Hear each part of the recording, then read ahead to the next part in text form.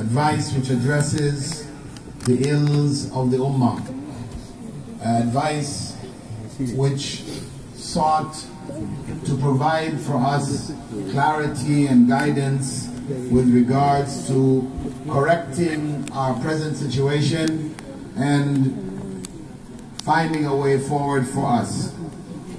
He advised first and foremost the fear of Allah, the taqwa, the fear of Allah.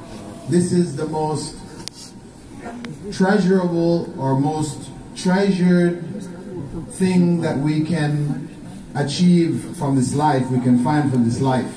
And he pointed out that civilizations are built on foundations. And the Islamic civilization, the civilization of faith, was based on a belief system which was completed by Allah subhanahu wa ta'ala in the time of the Prophet sallallahu alaihi wasallam himself. These foundations are for all times, and we as Muslims believe in a unified message from all of the prophets of Allah, and at the same time the essence of that message being to worship Allah alone in His oneness. At the same time, that message contained mercy, as Allah described the Prophet ﷺ saying, وَمَا أَرْسَلْنَاكَ إِلَّا رَحْمَةً لِلْعَالَمِينَ, that he was sent as a mercy to all nations. And this is founded in the Sharia. It is a legal system which calls for mercy, balance, and at the same time gentleness and wisdom. And at the same time it calls on the Ummah to argue with those who have another belief system, but to do so in a constructive manner. It brought about stability to human society, and it commands us at the same time to follow the example of Prophet Muhammad ﷺ, which he left behind.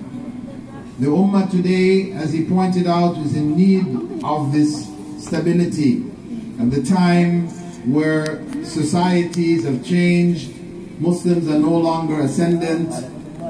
We find amongst us extremism on one hand and inferiority complexes on the other hand. And we have been accused of terrorism when Islam is free from it. Islam prohibits the killing of anyone with whom we have treaties and are not engaged in battle. Human rights were preserved by Islam, and we are called to hold on firmly to the Quran and Sunnah, because the end of this ummah will not be corrected except by what corrected its beginnings. And in the second half of the khutbah, the Sheikh pointed out the importance of reflecting Islam, that we should be examples in this world, in this country, in the world, the non-Muslims, among non-Muslims. We should be examples of Islam. And to do that, we have to raise our children properly Islamically, protect our families, and be an example of goodness as opposed to examples of deception, cheating, etc. We are commanded, when the Prophet ﷺ said, "La darar wa la dirar," that we should neither harm others nor harm ourselves. And we are known for our righteousness in the past, righteousness in all of our dealings, which caused the spread of Islam.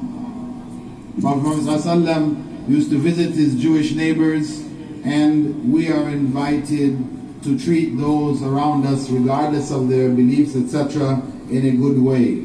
And it is through that goodness that Islam spread. So Muslims today face a series of challenges, and we have the duty of spreading the awareness of Islam throughout the world. We are blessed with Islam, and we are blessed with the example of the Prophet Muhammad ﷺ and his companions. And we need to hold firmly to that way and to the way of all those who followed it in righteousness. And he closed with a dua for the Ummah, for the Muslims, that Allah gives success in their struggles, and that they adhere to the religion, and that Allah forgive our dead, our families, and guide them. Barakallahu feekum, and that He accept our tawbah, our repentance. And barakallahu feekum, make dua for the Sheikh, barakallahu feekum, as he makes dua for all of us.